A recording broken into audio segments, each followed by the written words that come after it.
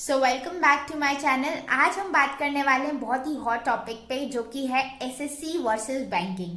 SSC की तैयारी करें या बैंकिंग की तैयारी करें। तो आज हम इन दोनों के बीच में एक प्रॉपर डिफरेंशिएशन करने वाले हैं कि दोनों में क्या अंतर है और किस चीज़ के लिए आपको कहाँ जाना चाहिए, किस चीज़ में आपको क्या मिलने वाला है। तो आप उस एग्जाम की तैयारी कीजिए जो आपकी पर्सनालिटी को सूट करे। ठीक है, तो स्टार्ट करते हैं एसएससी वर्सेस बैंकिंग पे। सबसे पहले टाइम फ्रेम की बात कर लेते हैं कि कितना टाइम एसएससी लेता है एग्जाम को पूरा करने में और कितना टाइम बैंक लेता है। तो बैंक में अगर हम एसबीआई के एग्जाम्स देख लें, आरबीआई के एग्जाम्स देख लें, आईबीपीएस के देख लें या आरआरबी के देख लें, बैंक के सारे एग्जाम्स 6 महीने के टाइम फ्रेम में कंप्लीट हो जाते हैं। मतलब 6 महीने में स्टार्ट होते हैं एग्जाम्स, टीयर 1 टीयर 2 जो भी उनके होते हैं। इंटरव्यू की भी प्रोसेस कंप्लीट हो जाती है और ज्वाइनिंग भी मिल जाती है। तो इसमें सिर्फ आपको 6 महीने लगते हैं। जैसे कि हम एसएससी की बात करें तो इसमें मोर देन 1 ईयर लग जाता है आपको। 1 साल से ज्यादा आपको एसएससी के एग्जाम्स में लगता है। तो अगर आपके पास टाइम है तो आप एसएससी में जा सकते हैं, और अगर आप जल्दी जॉब चाहते हैं तो फिर आपको बैंक में जाना चाहिए।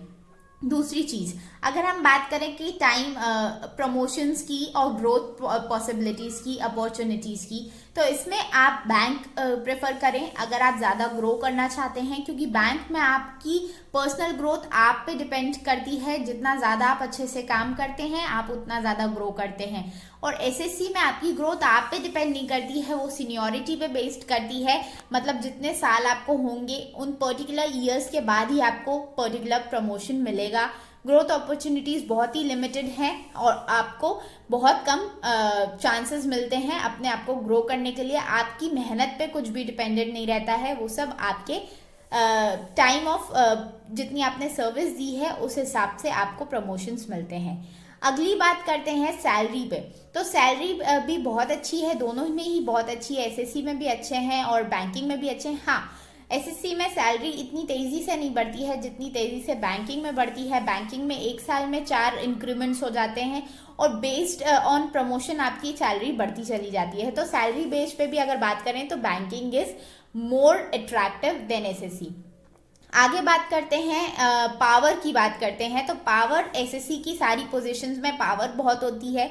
बैंक में जितना पावर नहीं उतना आपके पास एसएससी में रहेगा। तो अगर आप पावर चाहते हैं, अगर आप पावर के लिए सोचते हैं कि मैं ज़्यादा पावरफुल बनना चाहता हूँ, तो फिर आप एसएससी सिलेक्ट कीजिए, बैंकिंग नहीं।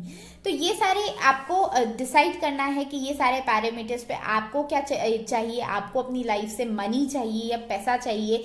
जिस चीज़ पे आप अपने आप को देखते हैं कि आप ज़्यादा आगे बढ़ना चाहते हैं, ग्रोथ पॉसिबिलिटीज ज़्यादा चाहते हैं या फिर पावर ज़्यादा चाहते हैं, तो आप उस हिसाब से अपनी वो देखिए कि आप कहाँ जाना ज़्यादा आप फिट करते हैं। एक और चीज़ बात कर लेते हैं कि कितना वर्क रहता है। तो वर्क में अगर देखें तो बैंकिंग में ज़्यादा वर्क रहता है। चाहे आप पीओ की जॉब ले लें, क्लर्क लेवल पे इतना वर्क नहीं रहता है, लेकिन पीओ की जॉब में बहुत वर्क रहता है, वर्क बर्डन बहुत रहता है। और एसएससी में वर्क बर्डन इतना ज़्यादा नहीं रहता है। तो इन चीज़ पे आप डिटरमाइन कीजिए कि आपके लिए कौन सा बेस्ट सूटेड है। दोनों का सिलेबस लगभग एक जैसा होता है। अगर आपकी रीजनिंग बहुत अच्छी है तो फिर आपको बैंकिंग जाना चाहिए। अगर आपकी जीके अच्छी है तो फिर आपको एसएससी जाना चाहिए। तो ये सब्जेक्ट वाइज डिफरेंशिएशन हो जाता है। तो इस तरीके से आप डिफरेंशिएट कीजिए। वैसे भी कुछ टाइम में सीईटी लगने वाला है, तो सीईटी से सारे एग्जाम सेम हो जाएंगे, लेकिन मेंस नहीं डिफरेंट होने वाला है। मेंस सेम ही रहेगा। मेंस एसएससी का अलग होगा और बैंकिंग का अलग होगा। तो इस बेस पे अपनी तैयारी जारी रखिए और सिलेक्ट कीजिए कि आप कहाँ ज़्यादा सूट करते हैं, एसएससी में या बैंकिंग में। बाकी अगर आपको कोई भी एडवाइस चाहिए या कोई भी परेशानी आती है, दिक्कत आती है, तो डिस्क्रिप्शन बॉक्स में एक नंबर दिया हुआ है, उस नंबर पे आप कॉल करके आप अपने हिसाब की जो भी स्ट्रैटेजी चाहते हैं वो पूछ सकते हैं, अपने सारे डाउट्स भी क्लियर कर सकते हैं। टेलीग्राम ग्रुप से जुड़ना ना भूलें, वहाँ पे मैं बहुत अच्छी क्वालिटी के क्विज कराती हूँ। उन क्विज को दे के आप ये पता कर सकते हैं कि आपकी प्रिपरेशन कैसे चल रही है, और अपनी प्रिपरेशन अच्छे से चालू रखिए। Thank you, bye bye.